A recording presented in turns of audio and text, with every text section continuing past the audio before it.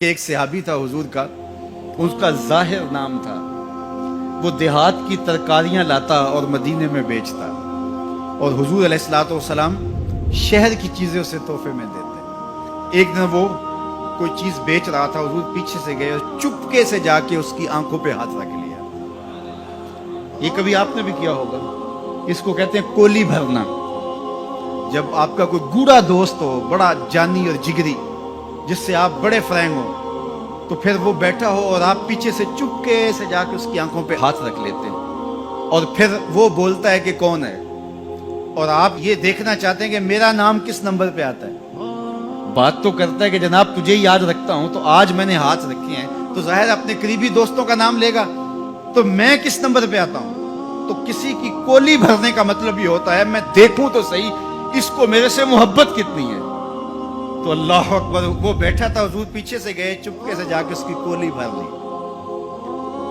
اب حضور کے ہاتھ آنکھوں پہ آئے ہوں اور سینے تک ٹھنڈ نہ گئی ہو، یہ کیسے ہو سکتا ہے؟ اس کو نہ پتا چلا ہو کہ حضور ہے، بلکہ حدیث میں آتا ہے کہ وہ بولتا نہیں، حضور آنکھیں دبا رہے ہیں اور وہ بولتا نہیں، بلکہ جب اس کو یقین ہو گیا کہ حضور ہی ہیں تو اس نے اپنی کمر کو پیچھے حضور کے سینے سے جوڑ کے رگڑنا شروع کر دیا، اور حضور دبا رہے ہیں کہ یعنی وہ بتائے کہ میں کون ہوں، لیکن وہ بولتا ہی نہیں ہے۔ مجھے میاں صاحب یاد آئے، لوگ تو اس کو مجاز کے معنی میں لیتے ہیں، میں یہاں یہ شعر پڑھتا ہوں۔ سفنے دے وچ ماہی ملیا تے گل وچ پا لیاں باواں، سفنے دے وچ ماہی ملیا تے گل وچ پا لیاں باواں، ڈر دی ماری اکھ نہ کھولاں متا پھر وچھڑ نہ جاواں، ڈر دی ماری اکھ نہ کھولاں متا پھر وچھڑ نہ جاواں۔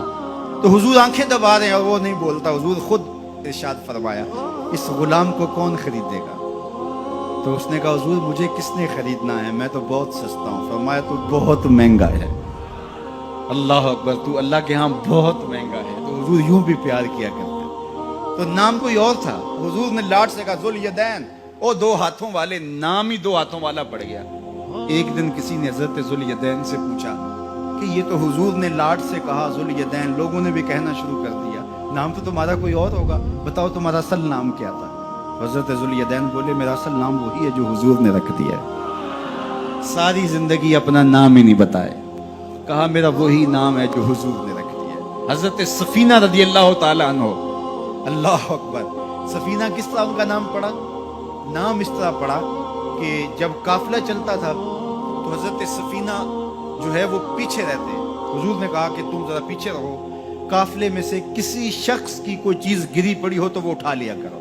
پھر قافلہ جہاں پڑاؤ کرتا تو وہ آواز دیتے بھئی کسی کی کوئی شے گم ہے تو وہ مجھ سے لے لے۔ تو کسی کی کوئی چیز گری ہوتی، کسی کا جوتا گرا ہوتا، کسی کی کوئی اور چیز گری ہوتی، کسی کا کوئی برتن گرا ہوتا، تو وہ ایک دن حضور نے دیکھا کہ انہوں نے بہت ساری چیزیں اٹھائی ہوئی ہیں، اور سفینہ عربی میں کشتی کو کہتے ہیں، بڑی کشتی کو۔ تو حضور نے فرمایا تو سفینہ ہے، تو کشتی ہے؟ اللہ اکبر، نام ہی سفینہ پڑ گیا۔ ایک قافلے میں بچھڑ گئے، پیچھے رہتے تھے، بچھڑ گئے، قافلہ نکل گیا، اب جنگل ہے اور کوئی رستہ سجھائی نہیں دے رہا۔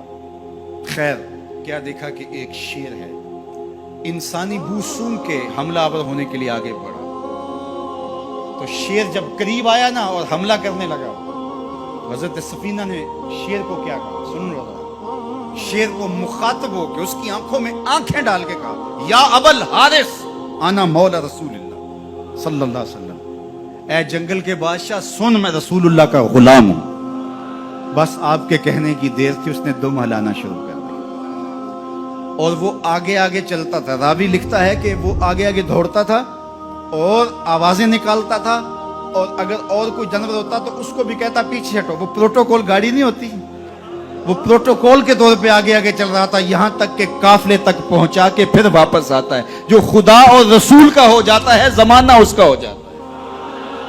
تو کہا کہ تم کس کی تلاش میں لگے ہو، آؤ ذرا ان کے ہو کے تو دیکھو۔